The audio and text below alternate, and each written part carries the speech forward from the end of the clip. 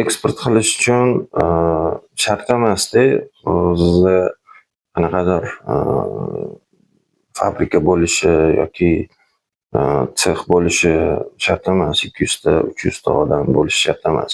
Asosiy narsa bu yerda shu klientlar bilan ishlashni o'rganish, klientlar bilan muomala qilishi, gaplashishi, mana shu narsalarni klientlarni topishi, ularni o'sha muzokaralarga kirishi yaxshi biladigan bo'lsa, zakazlarni olib O'zbekistondagi любой fabrikaga joylashtirsa bo'ladi va u yerdan ishlab chiqarib yuklaversa bo'ladi. Buni endi o'ziga yarasha qiyinchilik tomonlari bor. Biz narsani o'zimiz faoliyatimiz davomida ko'rganmiz.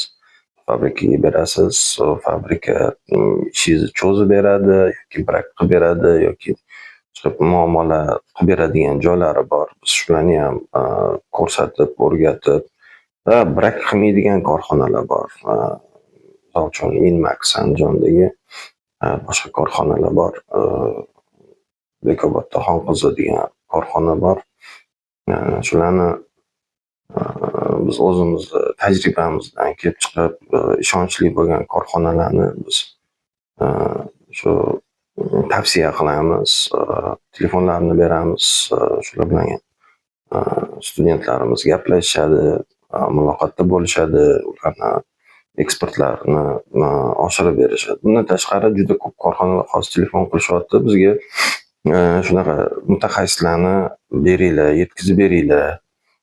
Biz ishimiz bilan, biz korxonamiz bilan shug'ullanishsin, bizda ishlashsin deb juda ko'p korxonalar chiqishadi.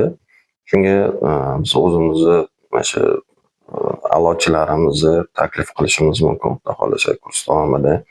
Kim qanaqa harakat qiladi, kim qanaqadir xarakterga ega, shular hammasini biz o'rganib, shu korxonalarga o'zimizni tavsiyamizni beramiz.